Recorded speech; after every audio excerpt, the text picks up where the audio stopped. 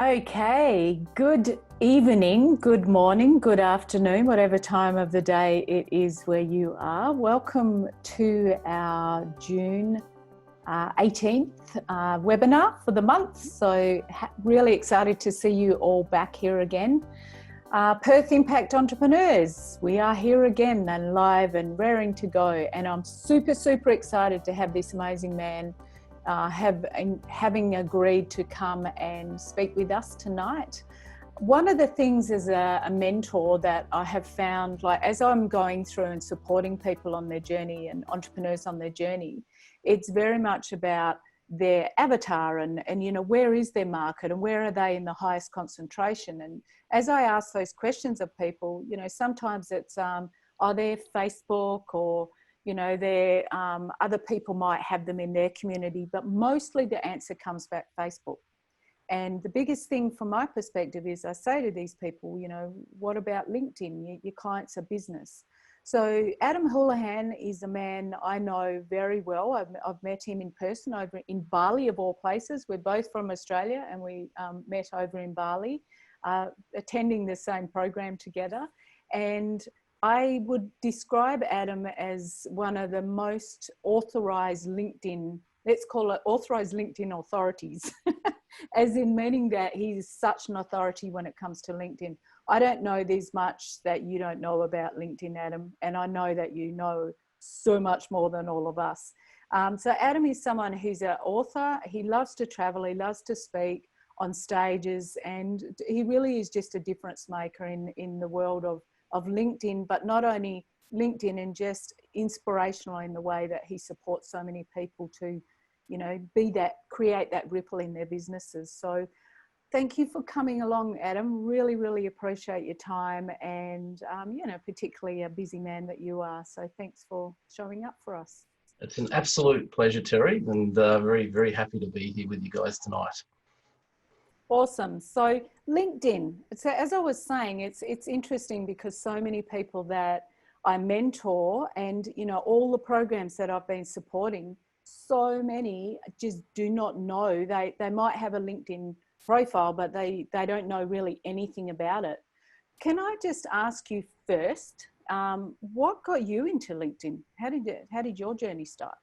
Yeah, thank you. It's an interesting story, actually. It probably started about 7 or 8 years ago, and I was actually working for another company, and it was a great company. I still love everything they do. They're an organic skincare manufacturing company, and quite global. We're doing about $1 million a month in online sales across like 60 countries.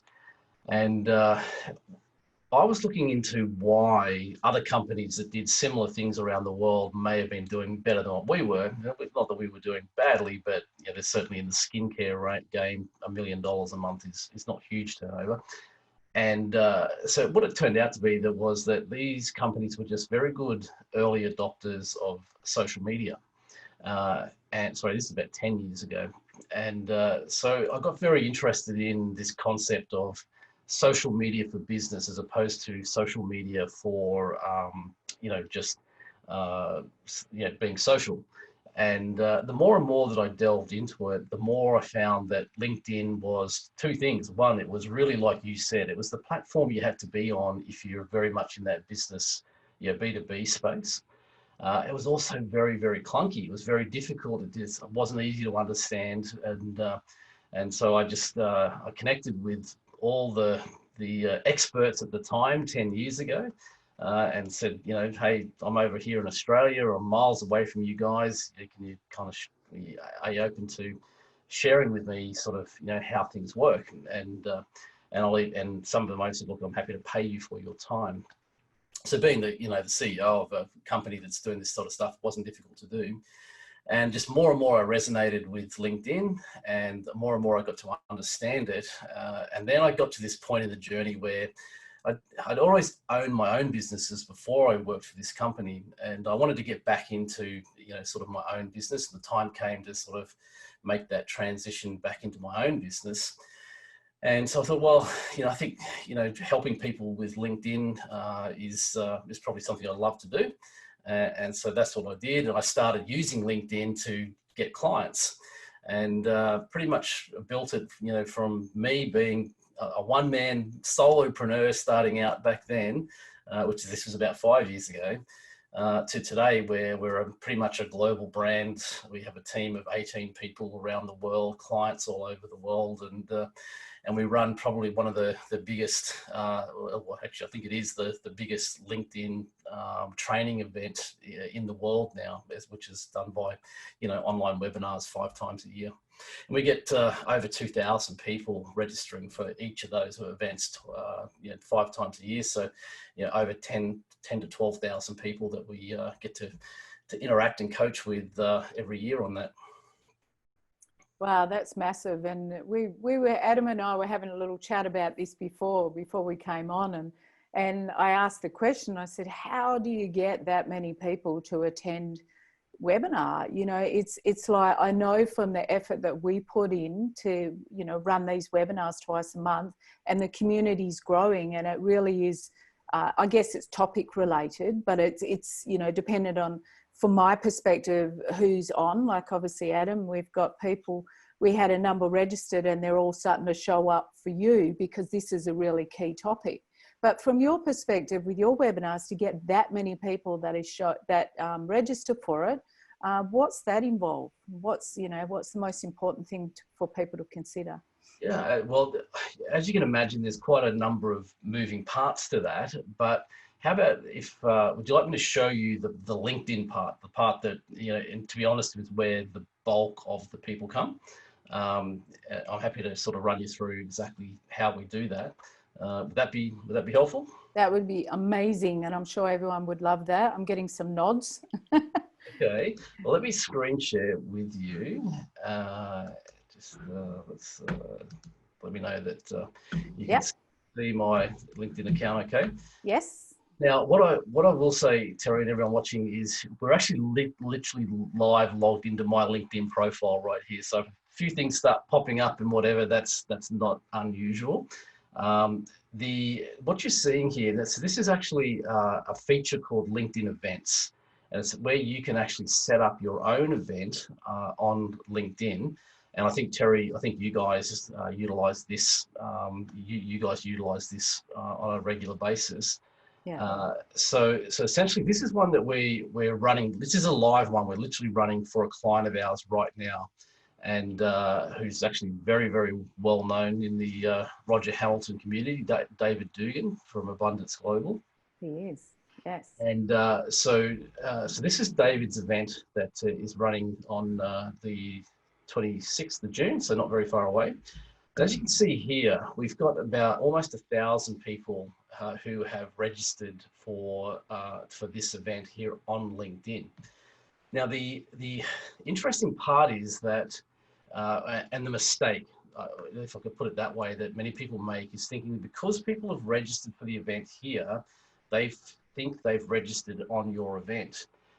But it is a little bit clunky. So there's a process, there's a 2-part process you got to do. You've got to get them, one, to do this part, register for the event like this, but then you've got to also follow up 2 ways. You've got to see how we sort of each week, and this is like a 4-week lead time. So we start this about a month out from the event. And then each week we'll put a little snippet about what the event's about, just as little teasers, because this goes into the feeds of the people who have registered. And as you can see here. And the other thing that's really critical is that you can actually see who these people are once they've registered. So what the team does then is, as they register each day, they'll go in and they'll send a private message directly to those people, saying something along the lines of, "Hey Terry, fantastic that you've registered for our event here on LinkedIn. However, there's one extra step. You need to actually register on this page." And we share the link to the actual, to the Zoom registration, or through your CRM or landing page, whatever that might be. So that's the critical step that you've got to follow up. So there's a little bit of extra tasks that you have to do. But then, of course, it's, well, how do you get 1,000+ people to register on a LinkedIn event to then transition them to your Zoom event? And here's the little hack that you need. And this is where you can collaborate with some people in your own community. And as I said, I'm logged into my LinkedIn account, but I'm on David's event. But if you see here, it says invite connections. I can now go in and actually invite my connections. And you can see I have actually done a bit of this. I could come in here now and as Adam be inviting people to David's event. So this is what we do. We get about 5 partners to come in and invite 500 of their first degree connections to David's event. So 2,500 people. It's very quick. Like you can see here, you can just literally come along and pick the people that you want to invite, like so. And you see here, they come across here. We do that times 100, and then we invite them. And we do that 5 times over about 5 days. So we organise this with the partners in advance, and that way we invite 2,500 people to the event. Hence, how we get 1,000 people to register. So it's a little hack that most people aren't aware that how you can do that. And as long as your partners share an audience that are most likely to be inclined to. So in this case, David's community is very much aligned with what my community would be. So for me to invite 500 of my connections to this is I'm doing them a favor. This is a free event, and they get a lot of value out of it. So that's apart from that, we do some other stuff on LinkedIn and to our own database and things like that. But this is the biggest part of how we get that. And literally, it doesn't matter whether I have 30,000 connections on LinkedIn, but literally, as long as you have 500 connections on LinkedIn and you've got 5 partners who have 500 connections, you can between you invite 3,000 people to your event. You should get sort of somewhere around 1,000 people, take this next step. Awesome. Adam, do you mind if people are asking questions as we go through? Do you mind if I just can direct it in the right? Okay, Heather Joy Bassett has asked, do you mean by partners as in affiliates? Probably, I wouldn't use the term affiliates, Heather, because affiliate suggests that they're going to get a revenue share of some description. So these are what we call marketing partners. So how we do this is we'll go and say, look, we want 5 of you guys to invite 500 of your connections to my event. But of course, when you run an event, we'll invite 500 of ours to that same event. So I'm not requesting any sort of remuneration from them for that. And I'm not offering any for this. It's purely a marketing partnership where there's reciprocal value. Awesome. Makes sense. Okay, she said. Thank you. Awesome. All right. So, I mean, a question that I had, and I guess you've sort of answered it in this, is when, like I've got 6,500 connections, and, it's important to get these qualified connections for the events. It's not just about inviting everyone, because we could all have those connections that are not really suitable to what we've got on. For those 500 that you're inviting, is it just a tick box, like it's one at a time? There's no quick way to go and bulk invite people? Yeah, unfortunately, there's not. However, Terry, we ran through this recently, and we had a little challenge, like literally live on this, who could invite 100 connections the fastest. And the winning time was about 1 minute 15 seconds. So it literally isn't, to do that 5 times, it's honestly less than 10 minutes to do that. Wow. Yeah. I mean, it does. It's obviously for the people that have got many connections that, like I said, may not be the right ones, but they've done the numbers game. And so they want to make sure they're inviting the right people in. I guess the wrong people won't accept anyway. Yeah, that's the point. So the wrong people won't accept anyway. However, you also do have some degree of, you know, sort of like you can pick it by, say, industries. So you could be narrowing this down by industries, schools, probably not overly helpful. Companies they work for, or locations. So, you know, if your event was location specific or whatever, you could filter to, you know, let's say that, you know, the event was in London. You can say, well, I only want to invite my connections who are in London. You can filter down by things like that as well. Perfect. Awesome. So it's these little tips and tricks that so many don't know that are the little difference makers to the time consuming side of it.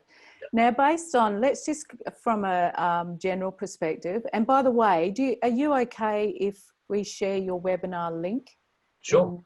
in the chat so everyone can get access to that, because Adam has got his webinar coming up. Get in, because it fills up really quick. So we're going to do that as well, so people can go in and find out more about what you're doing. And also, just while we're on that quickly, before we move forward, at the end, as usual, everyone needs to stay to the end of this, because Adam is giving away one of his books and we will be drawing a winner of that book. So believe me, it'll be worth waiting for. So let's just go back a step, Adam, from the perspective of LinkedIn and, you know, from that attraction. So just say, overall, someone wants to run a webinar. You know, so many people are pivoting online at the moment and they're saying, I'm going to run a free webinar. It's a good way to give value and build up a community. What do you believe is the most important thing for them to consider? Okay, from a LinkedIn perspective, the first thing, and this is the part you'd be surprised, there's 700 million, almost 700 million people on LinkedIn now.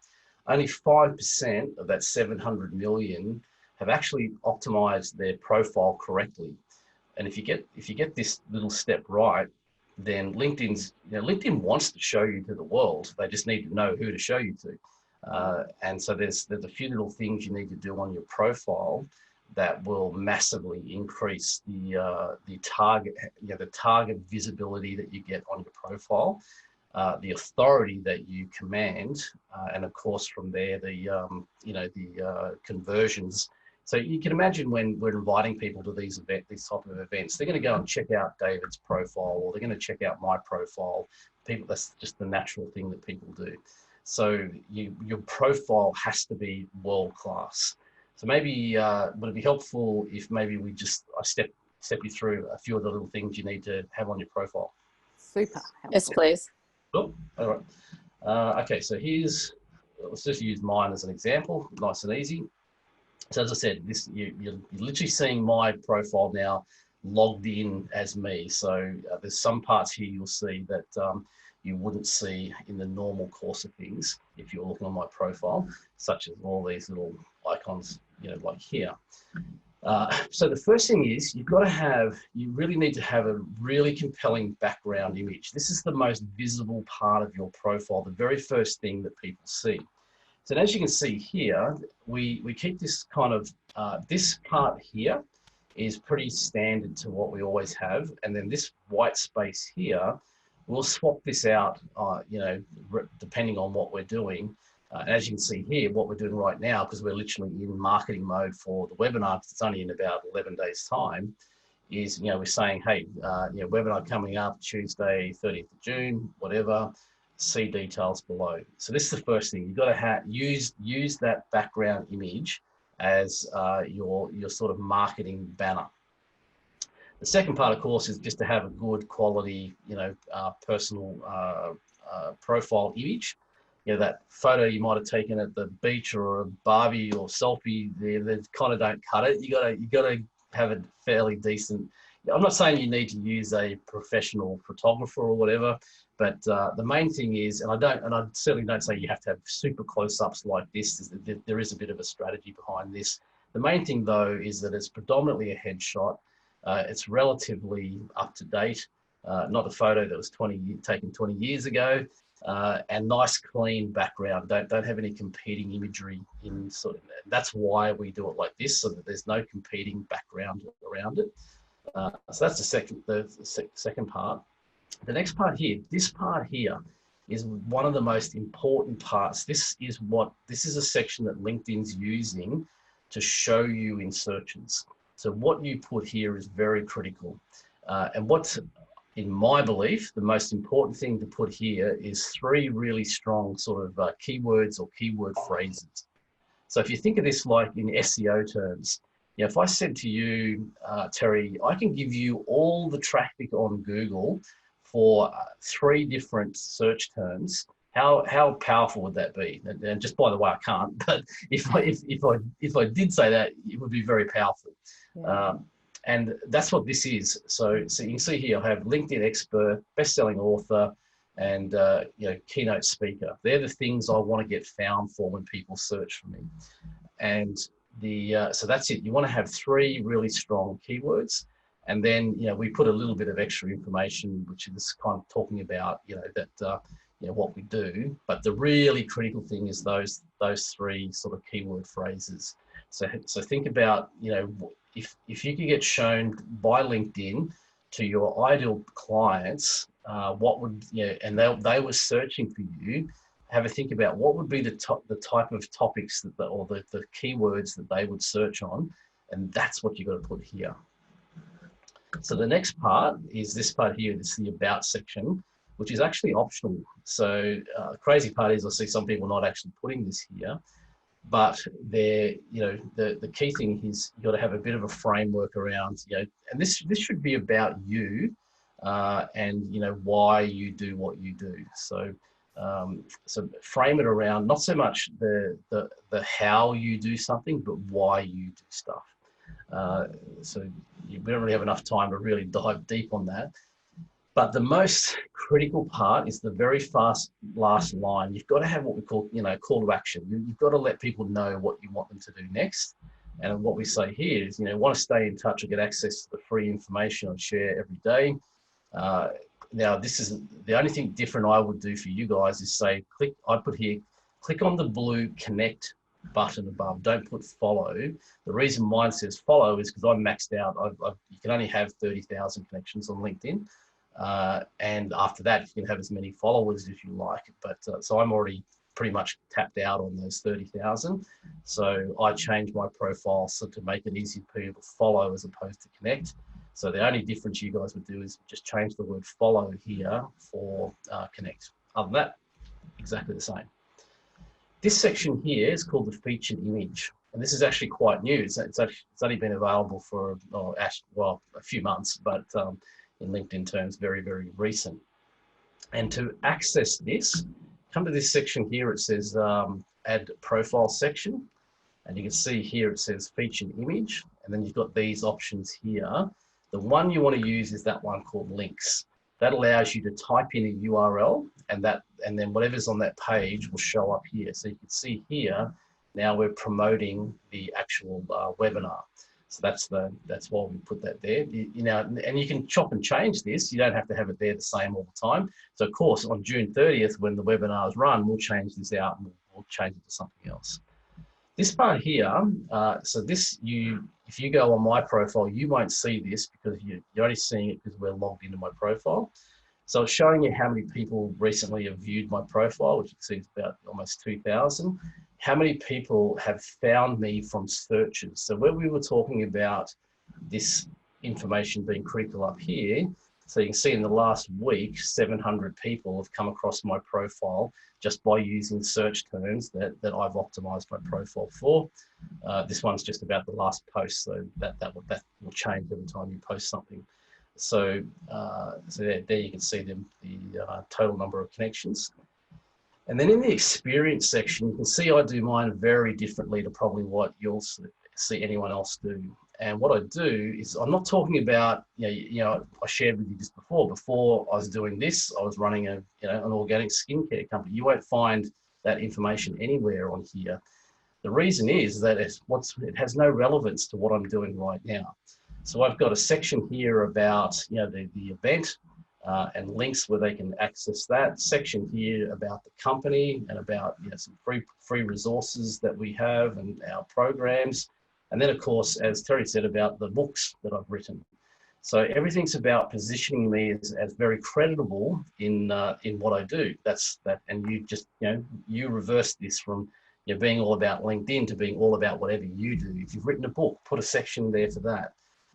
Obviously, you'd have a section here about your company, and what I would highly recommend you do is have something around a free product or service that you have, because actually, Terry, this is one of the other ways. We get about 200 of those 2,000 registrations.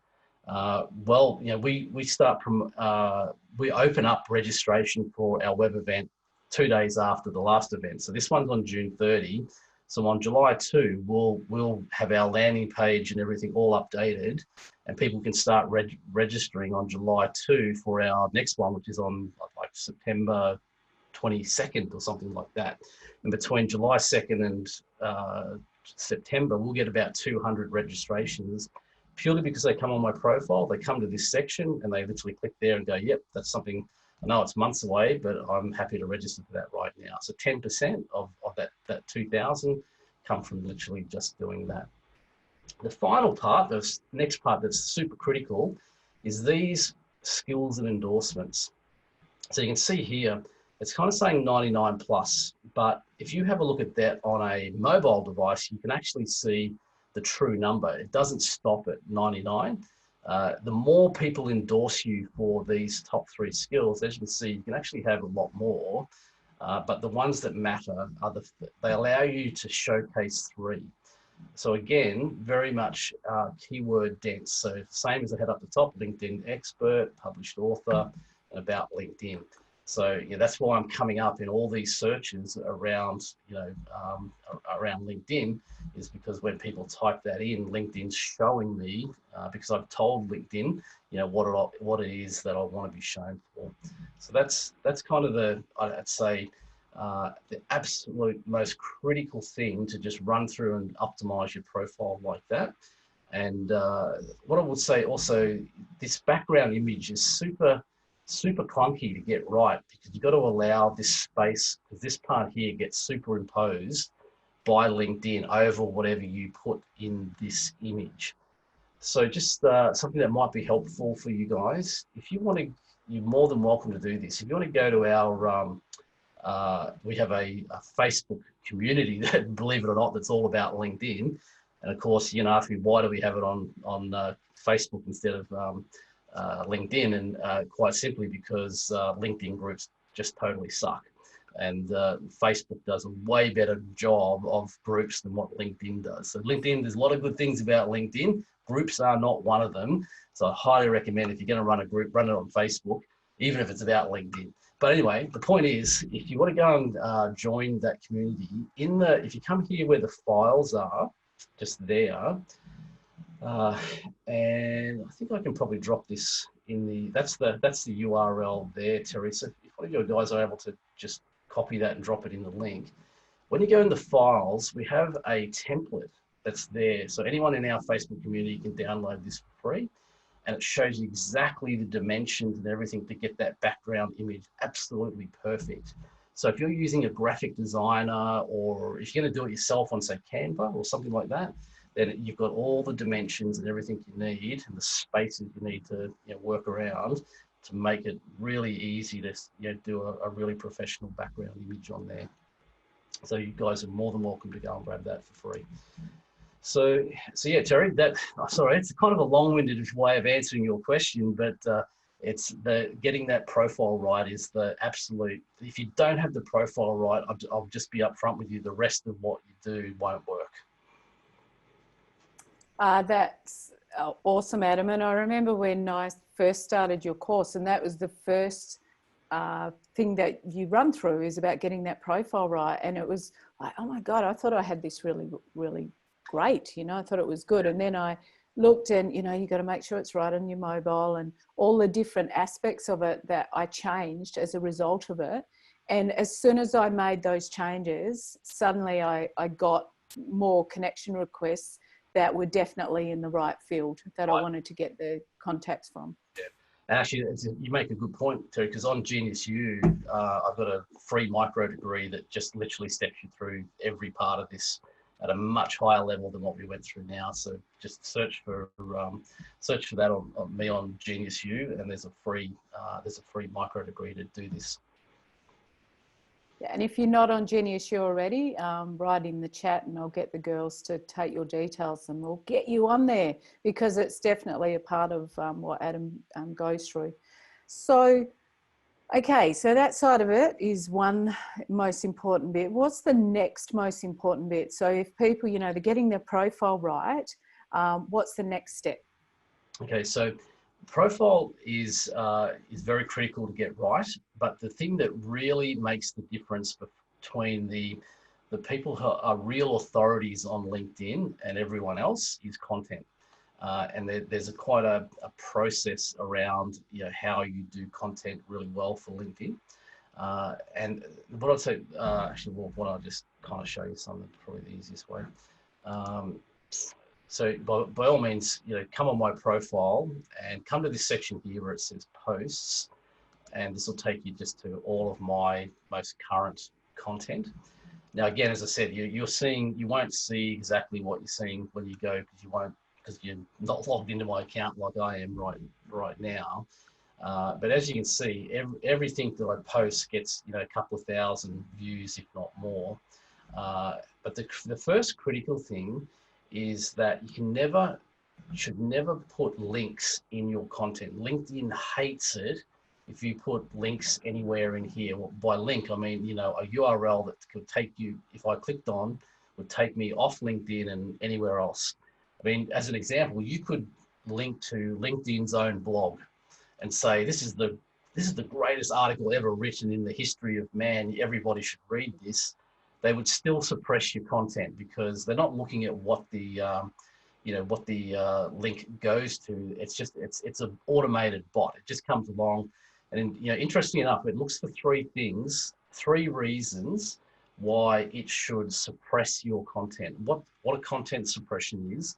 It means that they don't stop you from of posting it. They just stop anyone from seeing it. So, so it's kind of if you ever heard of the Instagram shadow ban, it's kind of like the LinkedIn version of a shadow ban. It doesn't, the content's there. They just make sure it doesn't go in anyone's feeds. And there's three things that will trigger that. Number one is if you put a link, that is straight away the bot's going to come along and just suppress your content, take it out of everyone's feeds, and virtually no one will see it. The second and third one, interestingly enough, is if you have any swear words in there. The LinkedIn bots know how to swear, and they kind of don't like it. So don't use any swear words. I'm sure all of you guys wouldn't fall foul of that one. But interestingly enough, the third one is any form of religious views.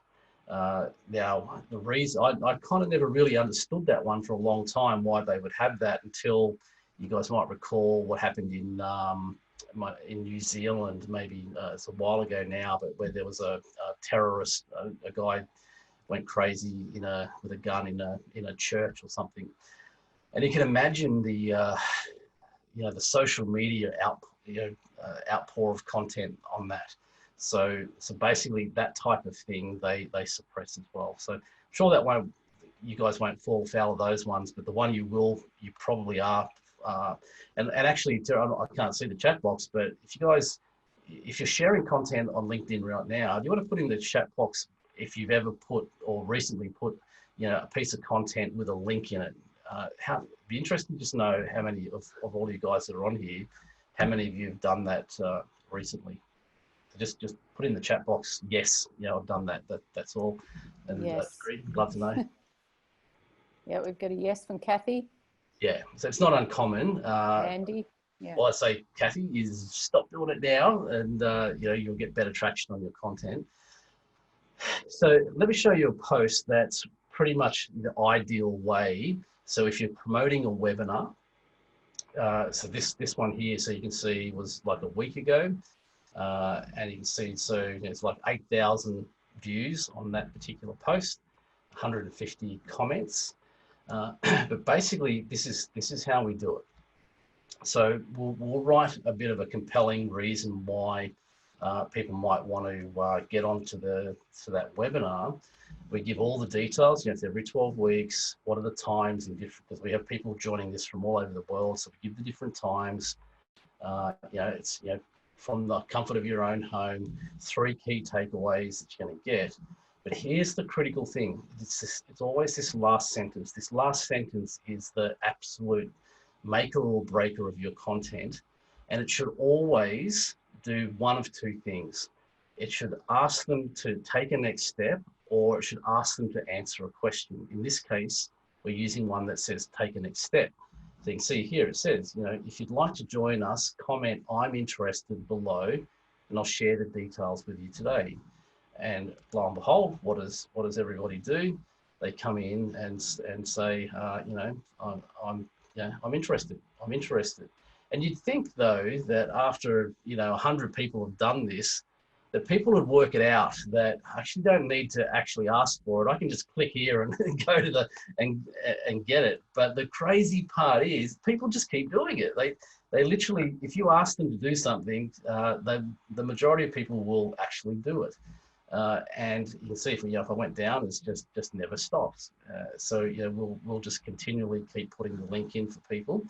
Now the magic that happens is that what LinkedIn wants is content. So you could have said, oh well, I could have put the link in the article up here, and yes, I could have. However, I know if I did that, LinkedIn wouldn't allow anyone to see it. So there's no point in doing that. This is the workaround. You do it like this, because the bot that's coming and doing all that checking is only checking in this area up here. It's not checking down in the comments below. So by just that little hack of putting it like that, this is what gets you the traction. So you can see 8,000 people have seen this one post, and lots of people have opted in to the webinar just by doing that. And why that works so well is because the way the algorithm works with your content is that it's looking for content that keeps people on LinkedIn, number one, and it creates a conversation. What they want to see on content is lots of conversations. And if I just digress for a second, I promise I'll come back to this. The thing with LinkedIn's revenue model is very, very different to, say, Facebook. Facebook is just 100% pay to play. Like the result you get from Facebook is just how well you know how to use the ad platform and how much money you're prepared to spend. Everything I'm showing you here, like with our webinar, 2,000 people, we spend not 1 cent in advertising to get 2,000 registrations. It's all through organic means. And the thing with LinkedIn is their revenue model works predominantly on subscriptions. So there's all these subscriptions. So I use Sales Navigator, which is about 100, I think from memory, 100 Australian dollars per month. I pay for it annually because they give you a 25% discount. The recruiter platform. So every recruiter in the world, imagine the numbers, how many recruiters there are in the world. And by recruiters, I mean every single person that works in a recruitment agency has to have a recruiter license. It's $6,000 per team member per year for a recruiter license. And there's a whole bunch of other ones. So most 80% of their revenue comes from subscriptions. So what they need is millions and millions of people on the platform who are content consumers, because that's what makes the platform, worthwhile. That's why people subscribe. There is the ad platform as well, but only a very small amount of their revenue comes through that. It all comes through the subscriptions. And of course, what they need is content creators. And you'd be surprised to really know that at the level of what I'm showing you here of how this works, of all of the people on LinkedIn, there's only 0.02% of them that actually do this the way I'm showing you, therefore get this level of traction, because LinkedIn's only got this small pool around the world.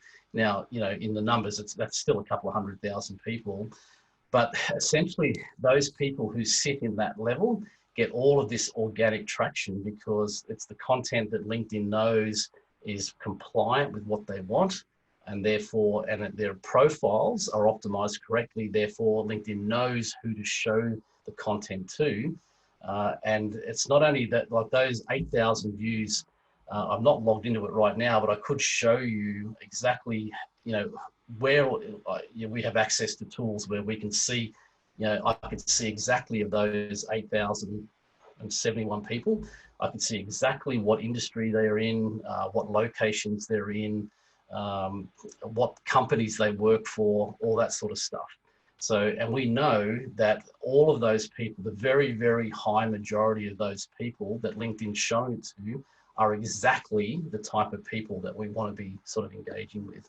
So LinkedIn's algorithms are amazingly good at, getting, not only sharing your content on a high level, but sharing it with the right people if you know how to tell them who it is you want that to be seen by. And how you do that is through what we just went through on that profile work. Awesome. Can I ask a couple of questions that have been asked throughout Sure. the process? I'll come back to one that was relevant to what you were showing with the profile. But Alan has asked, is it the same for articles? So, is it only on these types of content? Yeah, Alan, great question. The articles, LinkedIn no longer gives any algorithmic value to articles. And the reason for that is they know that we're predominantly consuming the content on mobile devices.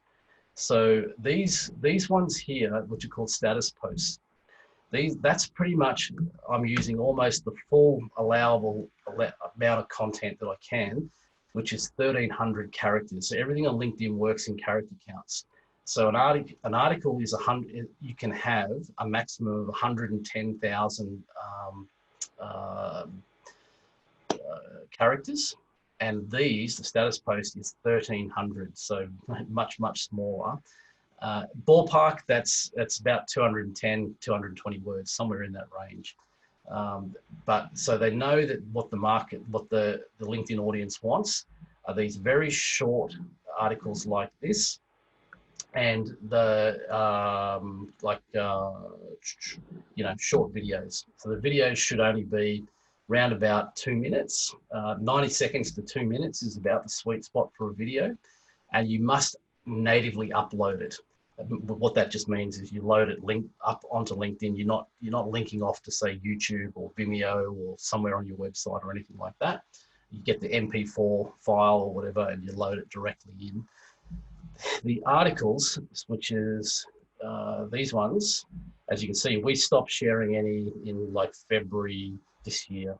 And if I click on that, so you can see, if I find for you, down here somewhere, where is it? Here we go, there. So you can see on the article, 155 views. But if you look at any of my status posts, which were the other ones that we had, they're basically always 2,000. Mine range between 2,000 and 10,000 views per post. Status posts, I'm barely lucky to get 200. Wow.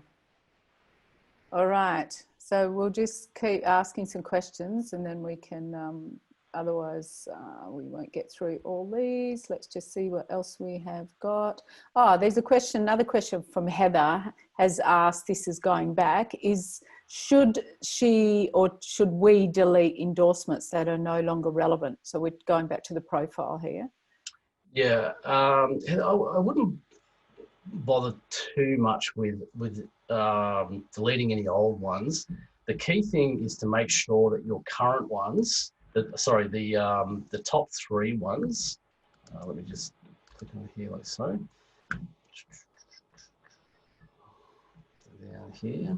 So as I said, the 3 key ones which are these. Yeah, as you see, someone comes onto the profile, they're only going to see the first 3.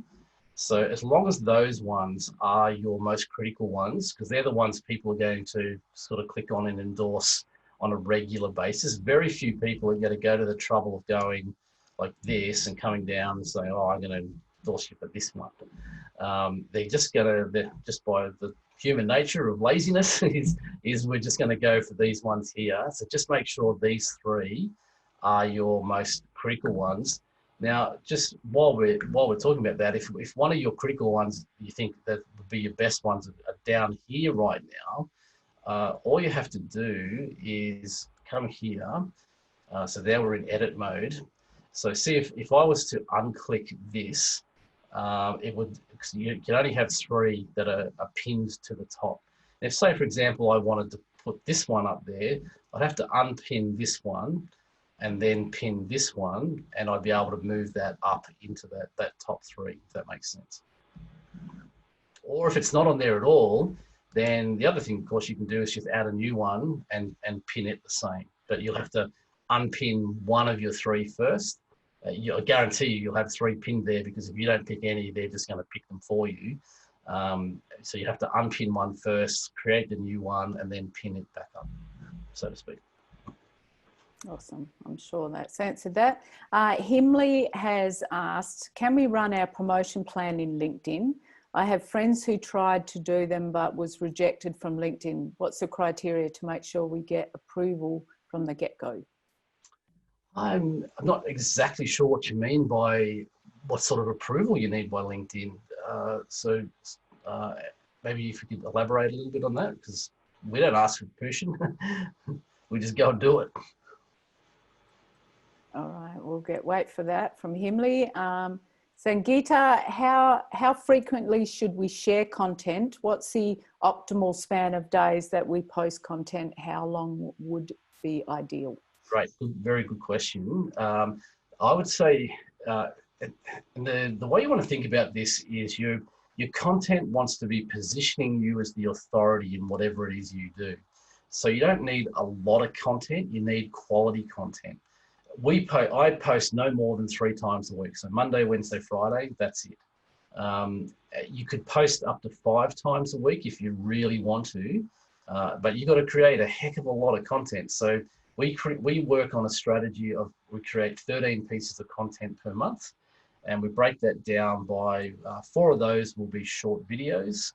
One of them will be a new thing called LinkedIn polls, which is kind of where you can, I can find one and show you, where you put these polls out, and then the other 8 are these short form status posts. So that's our 13 pieces, and across a calendar month, that's basically Monday, Wednesday, Friday. Okay, I'll come back and see the questions at the bottom. What do we have next? Which tool is it that you can use to see the data on your viewers? Did you already share that, or is... No, it's, sorry guys, it's as an agency, what we do, we built it. It's not something you can normally get access to.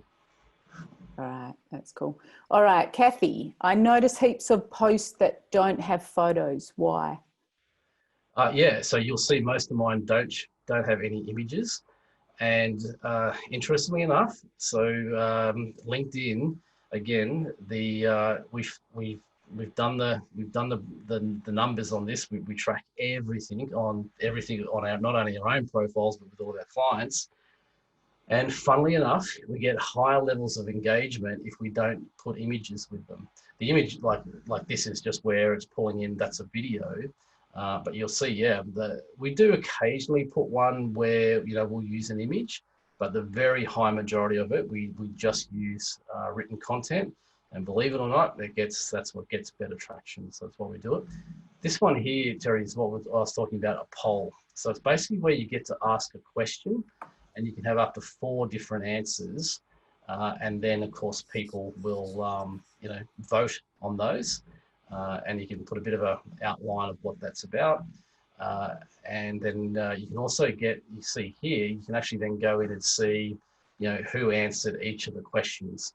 So essentially what we will use these for is, we'll know that out of the 4 questions, one of them is what we call a trigger question. So it's one that we know if they answered that one, then they're people who are likely to be the right type of people for us, as far as, that would be very interested in what we do. So then we laser in on, let's say, for example, in this case, it was this one here. Then we can just go in and we can see who those people are. And then we can just start conversations with just those specific people. So very high level strategy stuff, but that's why polls are very powerful. Wow, interesting. Another question, how many hashtags would you recommend? Great question. 3, always 3, never more. And the reason for that is if you saw, say for example, this. Actually, let me use this one. So let me start here. So you'll see I always use three. So one of them is a personal hashtag. What that means is, if somebody wants to go and find all of my content, you'll find everything I share has this hashtag Adam's View. Doesn't matter what it is. I think like David Dugan that I was sharing as an example before, his one is Make Magic Happen. It can be anything as long as it's always the same. So if people want to go and find your content, they can click on that hashtag and find it. The other two should be relative to the content. So you can see in this case, survey and LinkedIn are the ones that I chose to use. But here's why. If I was to show you the link to that particular post, I can do that here. So just as long as you guys can see this up in the taskbar here, you can see that in the URL, so again, from an SEO point of view, LinkedIn's going to take the first three hashtags you use, no matter where you put them in the post, the first three, then they're going to discard all the rest, hence why there's no value in putting more than three. And they're going to put that into the URL. So you can see here, it says Adam's View, survey, and LinkedIn. They're the three hashtags that are used, and they make up the core part of the URL. So from getting found in searches and whatever, so when people start to search for those hashtags, so in this case, say LinkedIn, then I'm highly likely to come up, that content of mine is highly likely to come up in those searches because it's embedded into the URL. Good question, thank you. Perfect. Okay, just going back to the profile where you spoke about not putting anything religious in there. Heather's asked if, like a lot of people say, God bless. Is that acceptable? Again, just keep in mind that these are not humans going and checking this stuff. You can imagine the volume of content. It's just millions of pieces of content. So this is all driven by bots. So they're just programmed to look for certain things. So unfortunately, that would probably be not a good thing to use. Even though it's actually a nice term, I don't think that they're intelligent enough, the bots I mean, to actually delineate between that being okay and something not being okay. So it's just kind of a blanket thing. If it finds it, it's just going to go, no, take this out of people's feeds. Awesome. Okay, so Deborah, I think you've pretty much answered this, but you can just summarize it again. If someone's just starting promoting events on LinkedIn, what's your best advice when they first get going? You spoke about potential partners and stuff like that. Is there anything else you would add to that? Well, the first thing is give yourself enough time. The number one mistake I see people make is they decide they're going to run an event and they say, I'm going to run it next week. And then there's just no time to get enough traction on it. So I would say you need to plan a month in advance. Start your promotions a month before. Even though we know the bulk of people will, generally sign up for webinars and things in the last 7 days. In LinkedIn terms, you need to start this, a month out, and you need to be, like I said, with the actual event itself, that event feature, you need to be getting a number of people to invite, their connections to that, and doing that over a week or something like that. That's definitely the traction. But the number one mistake, Terry, is that I see is people just not giving themselves enough time. It's especially right now, because the world's a crazy place right now. Everybody's trying to get online and do stuff that they're probably not used to doing this stuff before, and they're rushing in to get stuff done. I had someone contact me yesterday, say, look, I did this thing and I only had 3 people turn up to my webinar. And I said, well, how did you promote it? And all it was he just didn't give himself enough time. He actually had 30 people register for it, but then only 3 people showed up. because he didn't follow up with them and keep reminding them that, this thing was coming up and all that stuff. Like, you guys would all be aware, when Roger runs a webinar, you're going to get 20 emails in the lead up to that and reminding you that what it's about, when it's coming up, what's the next steps. And you've got to, I'm not saying you need to do 20, but you've got to be constantly reminding people right up to the time of we do our reminders. We'll do a reminder 2 weeks out, 1 week out, 3 days out, 2 days out, 1 day out, 1 hour before. So that's all the reminder follow-ups that we would do. And, I think that's really important, Adam, because even from my own perspective, fairly busy calendar, and there's always so many different webinars and that I want to attend myself. Yeah. But then I forget, and then I go, I forgot to even register for that. So if I haven't registered because they haven't sent me a reminder that something's coming, so make sure you register now. And this can even happen, interestingly enough, with me with Rogers. Like I can go back and access recordings, but when those reminders come through at a time, it's never annoying for me. It's like, yes, that's it, I must do that. And if I'm not interested, I just unsubscribe from things. So I think that's really super important that everyone does that. Yeah, perfect. Okay, so some last questions because we're just about out of time. Let's see, Himley, following up from Himley with the promotion, it's LinkedIn ads. He keeps getting rejected by LinkedIn. Okay. Well, Lindy, I'll say I am definitely not an expert in LinkedIn ads because I can tell you the exact amount of money we've spent in the last 5 years on LinkedIn ads. So we're a global company, LinkedIn company. And between all of our clients and our own marketing, so far we've spent nothing. So LinkedIn ads are very, very expensive. Now I can refer you to one of the best agencies in the world that are based in the US that specialize just in ads.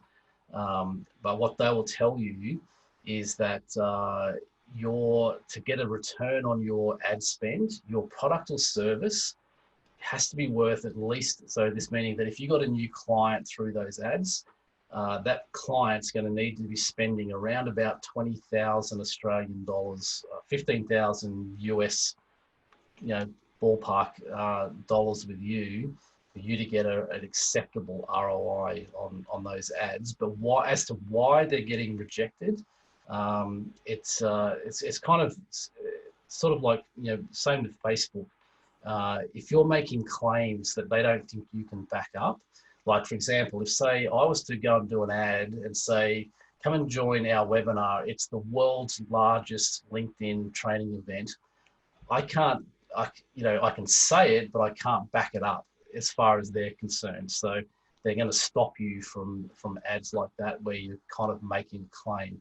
Or as an example, again, if say you, heaven forbid, said, I've got a cure for COVID-19.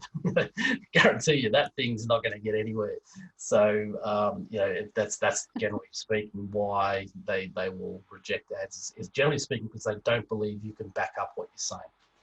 And I don't know what you're posting or trying to post, so it may not be that, but that's usually the number one reason why they reject ads. Yeah, awesome. All right, we'll do one last question, and the rest of you. So this is Lorna's, but Deborah and Tina, if you go and join Adam's Facebook group, I'm sure you can ask your questions in there. But Lorna said, do you have any tips on how to maximize individual post engagement if you're just using text? Well, yeah, so the main thing is that, one, you've got to be consistent. So if you're just posting ad hoc here and there, LinkedIn kind of doesn't know when or what you're posting. So consistency is the key. The other thing is, as we know, don't put any links in there. Don't give them any reason to suppress it. But the other thing is it's got to be highly, it's got to just be interesting. So stories is one of the best things to use, because one of the ways they determine that, and this is quite new, it only came out on, I think, the 20th of May or something like that. There's this new thing called dwell time. And I don't want to get too technical on this, but essentially what it means is that the longer people stay and look at your post, the more that they deem that it must be of interest to people, therefore the more they will show it to the wider audience. So this dwell time is the main factor that they use now to determine good content over not so good content. And the way to get that dwell time is to tell a story in your post or to ask a question. So, where you ask that question, then people can stop on it and engage on it. And that's what triggers the dwell time algorithm. Awesome. Thanks, Adam. Well, we're out of time, so I want to thank you massively for the support to the group. I know that you've answered a lot of questions, and we've got the links in there. We'll also send those links out to everyone that's registered for this as well. Which of your books are you going to be sharing so that we can draw a winner? Well, I'm going to say I'll let whoever wins it choose. So you've got the LinkedIn playbook. Let me grab a copy of each. 1 second. So there is the LinkedIn playbook, and there's influencer. If I could sway you one way or the other, I'd say you kind of probably need to read the playbook before influencer. Influencer follows. So if you haven't read them before, I'd say go this one, the playbook. But it's up to you, whatever one you like. I tell you what, let's do this. You can have both. Oh, how generous. How generous. And the winner is, I'm just going to get the girls to type it into the chat box. Let's see, and it's coming. The playbook, please, Tina said. Michelle Buzin is our winner all the way from South Africa. Very cool. So awesome. So there you go. Have you got many people that are reading your books in South Africa, Adam? We've actually got a number of clients in South Africa. So yeah, we do. Yeah, congratulations, Michelle. That's fantastic. So there you go. And she's a definite influencer with impact as well. So it's a great connection to have Michelle part of your group too. Awesome. So what, Michelle, what I'll get you to do is if you could share your delivery address, because we will just activate that through Amazon. And we'll get those delivered. So you could just share that with Terry, and excellent. Terry with me, and we'll make it happen for you. Fantastic. Thanks, Michelle. Awesome. All right. So thank you very much for that. And just to finish off, thanks again to Adam. And I'd love to have you back in the future. I'm so sure everyone gets massive value, but also obviously get in and connect in and register for Adam's webinar. I certainly will be myself. So awesome opportunity. I mean, Adam's amazing at doing videos, his little videos and tips like that he puts through, which you'll see on the Facebook thread. And, you know, what I say is to follow what Adam does, because, I mean, if you follow what he does, so much of that will work for you. And for those that know what your wealth profile is, Adam's a Lord. And so you don't need to be a star. You don't need to be out on that blazy side to be able to get that, that promotion, that attraction, that community happening. You just got to give great content for people that they want to just hear more. So please do that. So they've just put Adam's webinar link back into the chat as well. So just quickly, just to finish off before we all say goodbye, do remember that we've got our membership. So we've got our Perth Impact Entrepreneurs membership, and I love the fact that we're sharing the impact word with Adam. And we're getting a bit of traction now. We've actually started onboarding on that, and people are starting to get some things coming through from us. We'd love to have more into that membership so that it can add more value in.